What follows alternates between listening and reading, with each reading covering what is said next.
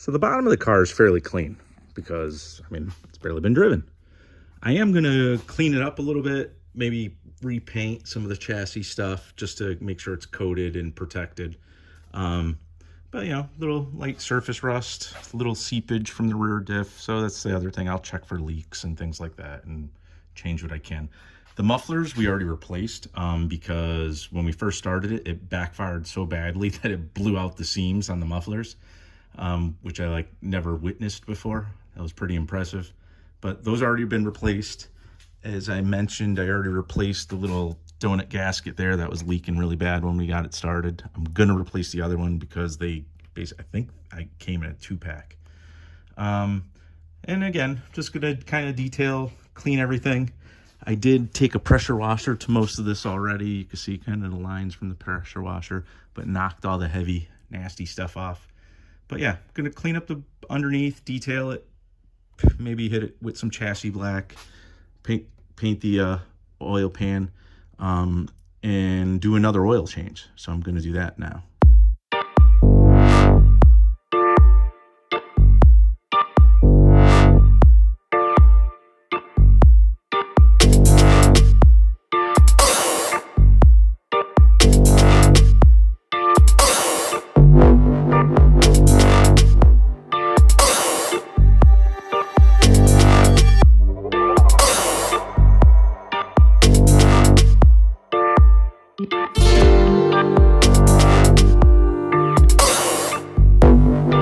So as you can see, cleaning up the bottom here, just degreased the transmission, the bell housing, and I basically painted the engine block here.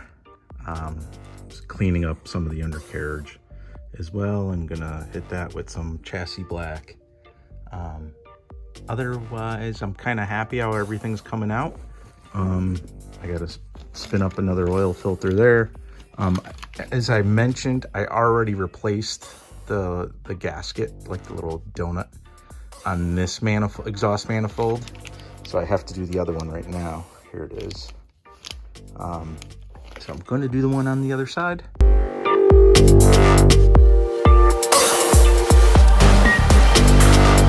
So, of course, that stud broke. So I got to figure out how to extract that. And you can see how nasty, what's left of the soft lead or whatever they are, gaskets, that soft metal, soft aluminum gasket. There's barely anything left. So I got to get this all off the flange so the other one will fit and address the snapped stud. I'm either gonna try to extract it or just weld on a new piece. Here's what was left of the donut gasket that I pulled off. Like I said, you know, it's very brittle. There was not so much of it left in there. And, you know, for comparison with the thickness of the replacement. So this was leaking really bad. You could hear them just puttering away. But there's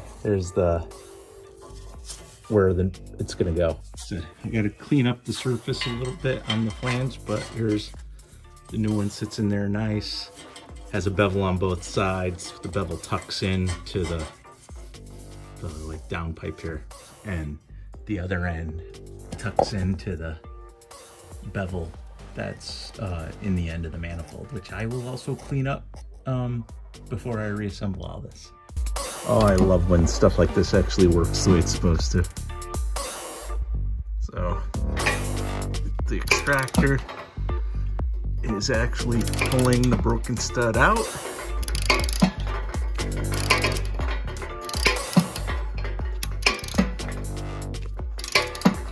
What do you know? The tool actually worked the way it was supposed to. Stud is removed. So here's my replacement stud. There she is, all installed. The new stud is in and the exhaust gasket is in and all tightened up. So one of the reasons I like to get the bottom all nice and cleaned and detailed is now it's really easy to find leaks. So one of the things I'm gonna do, here's the transmission pan. I'm gonna drop the pan, replace the fluid in the filter, in the gasket. But one thing I noticed once everything's all nice and cleaned and degreased, is you can see there's a little bit of transmission fluid dripping from this little armature here. Here's a view from the top, kind of looking down. So here's where that little drip is. And this shaft here, back here, goes into the transmission. This is the shift selector. So this is like the control rod that goes up to the shift linkage. And there's just a tiny little seal that's like a $3 part that sits around this shaft that goes into the transmission. So I'm going to replace it. It does require a special tool, which is also a couple bucks. I think it was like $7 or something like that. So I am going to replace this seal using that special tool and to address this leak, which is really probably the only real leak under this car that I'm seeing. But it'll be nice to get rid of this. So to change the seal that's on this selector shaft, we just got to just take off all the linkage here, which is pretty straightforward. If you look, there's a cotter pin here, which will take this out. And then there's actually just, you can see underneath, there's a little nut that has to come off, and then this bracket comes off, exposing the shaft. And then we'll use the special tool to remove the seal. And then the other tool that came with the remover tool is actually a tool to insert the seal. So we have to get to the shaft. So the first step is to get rid of this linkage here. So I'm going to pull the cotter pin out. This little pick. All right, pins out. So it should be able to just slide this guy out. There's a spring further up here, so you kind of got to compress it. There. That moved. So now we have to take this nut on, which is holding on this whole like armature here.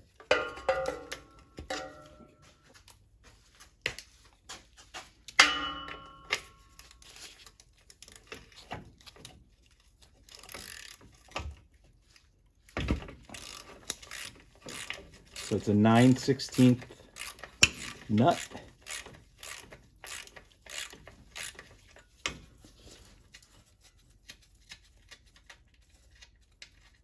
Okay, nut is off. Now I kind of want to pull straight off. Remember the index? I think it only goes on one way because it's like a rectangular shoulder on the shaft. Right. So if you see, you can see it here. The shaft has kind of like a rectangular cutout on it. So this piece, you can't mess this up. It only mounts one way. So this is off, and you can actually see how wet this all is. I can see the transmission fluid leaking through it right now. So I'm gonna clean this up a little bit. One, I just want it clean, but two, also there's some like sand and debris up here. So I don't want any of that when I install the next seal kind of getting in there. So make sure it's all nice and clean. So the extractor tool is hollow, and it has this tapered thread here. So it sits right over the selector shaft, right? Like the control shaft. And what's supposed to happen is as you push and twist, it's supposed to kind of bite into the seal, which is around the shaft. And then we use the bolt that's part of it and tighten that in here, which will then hit against the selector shaft and extract the seal. But you gotta try to get this in straight and twist until you feel it kind of bite into that seal. And there is a 5/8 kind of on here, which you kind of could use as well.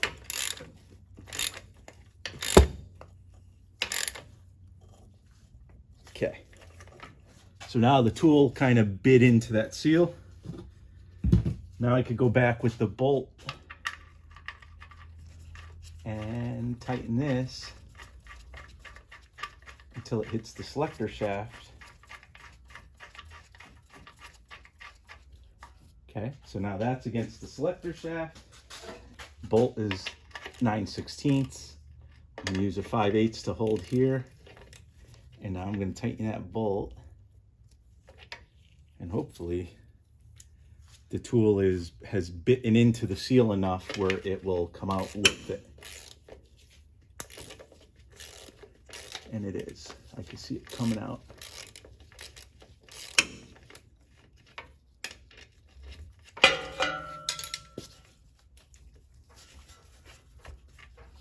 So there. So here's the result with the seal. So here's the new seal. The kit also comes with this like installation tool, which is really just something that's the right size to help you drive it on. But this is the new seal. That's where it's got to go. So we're gonna slip it over the shaft.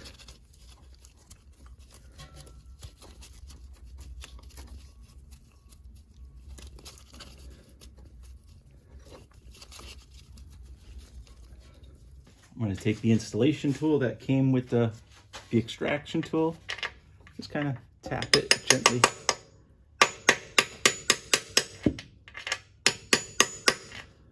And seat that seal in there. All done.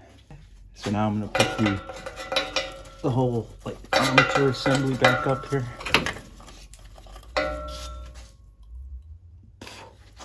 And again, there's no wrong way to, it's not like you have to worry about indexing this because it only fits on that shouldered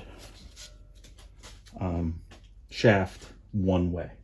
So nut is going to go back on.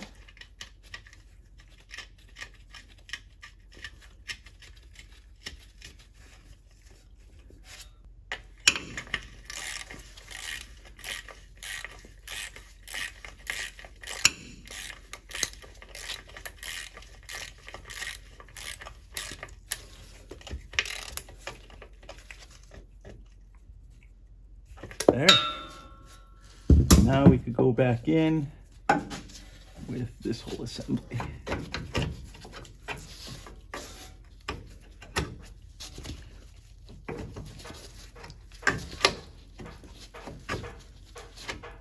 That's there.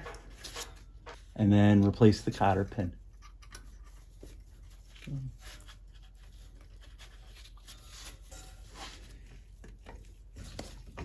And that's it.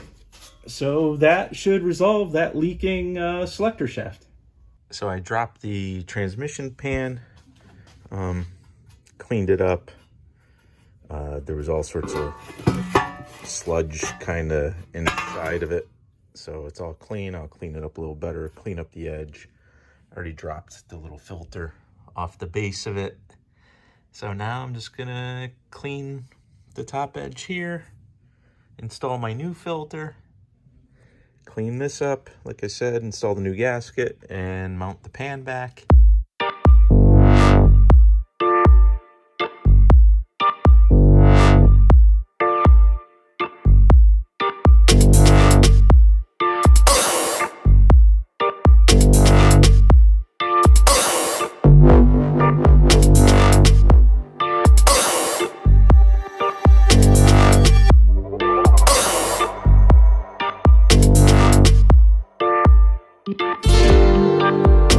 So check this out. This is the rear transmission mount. I just kind of noticed while I was, again, cleaning and detailing everything, how gummy the rubber was of it. It's just really soft and gummy. And you can see it kind of like collapse on itself. This is what a new one looks like. So you can see like that's rubber in here. And you can see how it's kind of like, you know, that or like T-shape. And this one really just collapsed. So again, while I was under here, I'm like, you know what, it's a cheap part. You can just replace it. So I'm doing that now. So I got everything under the car that I wanted to get done. So it's time to basically get it off the lift. So I finished up the seal for the selector shaft to address the transmission fluid leak. We got a nice cleaned up transmission pan with a new gasket, new filter, and new fluid will be going in as soon as I lower it. I replaced the collapsed nasty transmission mount. Oil pan is all nice, clean, detailed. New oil filter, it's filled. The rest of the chassis has been either painted, and I did some undercoating on the floors. But you know, again, this isn't meant to be perfect, and it's not meant to be like a concourse restoration, because in fact, a lot of this stuff, if you're doing, you know, a nut and bolt concourse restoration, is raw metal. It was raw metal from the factory, not painted. My goal was to kind of get all the surfaces treated, painted, just to kind of help preserve them a little longer. But that's really it. I'm happy with the result here. Car next is going to come down, and like I said, I got to add transmission fluid, but there's some topside detailing of the engine bay I want to do. Namely, I want to pull the valve covers off, change the valve cover gaskets to address any leaks with them, but then, you know, pretty it all up, paint the valve covers, finish painting the intake manifold, and finish up like some of the tune-up type stuff that I already started with the engine. But that'll be the next video, all topside kind of engine bay detailing and work, and that's really it. And then I'll probably finish this whole series with a video on the cosmetics in the exterior of the car. And that will be all before I get ready to return this Monte Carlo to its owner.